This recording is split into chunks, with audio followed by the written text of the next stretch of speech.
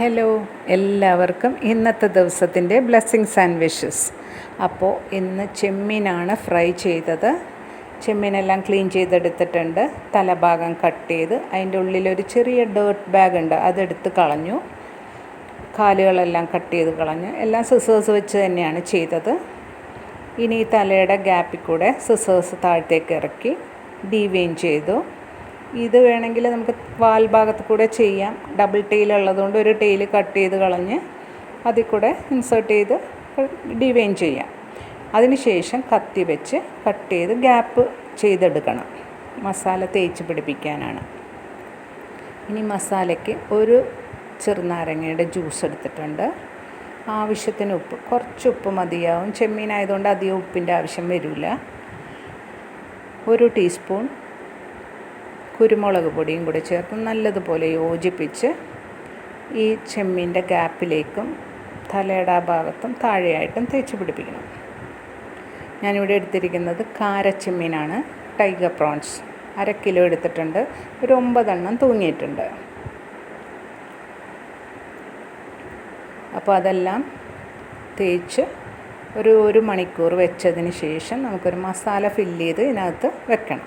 അതിനുവേണ്ടി ഒരു കുടം വെളുത്തുള്ളി, 4-5 പച്ചമുളക്, കുറച്ച് ഉപ്പ്, ഒരു പിടി പുതിന, പകുതി സവാള, പുതിനയുടെ അത്രയും തന്നെ കൊത്തമല്ലി, 2 കഷ്ണം ഇഞ്ചി,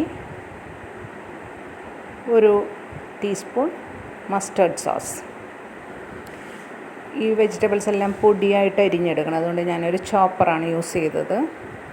ചോപ്പറിലേക്ക് എല്ലാ വെജിറ്റബിൾസും ഇട്ട് നല്ലതുപോലെ ഒന്ന് ഫൈൻ ചോപ്പ് ചെയ്തെടുത്തു. ഇനി ഈ ചെമ്മീനിൽ നിന്ന് ഞാനൊരു 4 ചെമ്മീനേ എടുക്കുന്നുള്ളൂ. അതുകൊണ്ട് ഞാനൊരു ചെറിയ പാത്രത്തിലേക്ക് കുറച്ച് ഉപ്പിട്ട് അതിൻ്റെ കൂടെ തന്നെ ഒരു 1/2 ടീസ്പൂൺ മസ്റ്റേർഡ് സോസും, ഒരു 3 ടീസ്പൂൺ വെജിറ്റബിൾസ് ചോപ്പ് ചെയ്തതും കൂടെ ചേർത്ത് നല്ലതുപോലെ ഒന്ന് കമ്പൈൻ ചെയ്ത് ഇനി നമുക്കിത് നമ്മുടെ ചെമ്മീനിലേക്ക് ഫില്ല് ചെയ്യാം. അങ്ങനെ എല്ലാ ചെമ്മീനിലേക്കും ഫില്ല് ചെയ്ത് ഈ ചെമ്മീനിൽ ഫില്ല് ചെയ്ത് കഴിഞ്ഞാൽ നമുക്ക് നോക്കുമ്പോൾ ചെമ്മീനിൽ ഒന്നും അനക്കമില്ലാത്ത പോലെ തോന്നും. അതായത് ഒന്നും മാറ്റം വന്നിട്ടില്ല, ഉള്ളിലാണ് ഇതെല്ലാം ഇരിക്കുന്നത്. ഇനി ഇതൊരു പാൻ വെച്ച് അതിലേക്ക് സൺഫ്ലവർ ഓയിലോ അല്ലെങ്കിൽ ബട്ടറോ എന്താണെന്ന് വെച്ചാൽ, അപ്പോൾ ഞാനിവിടെ യൂസ് ചെയ്തിരിക്കുന്ന ബട്ടറാണ്. 1 ക്യൂബ് ബട്ടർ മതി. അതിട്ട് ഒന്ന് ചൂടായി വന്നപ്പോഴേക്കും ചെമ്മീനെല്ലാം നിരത്തി തിരിച്ചും മറിച്ചും ഇട്ട് ഫ്രൈ ചെയ്തെടുത്തു.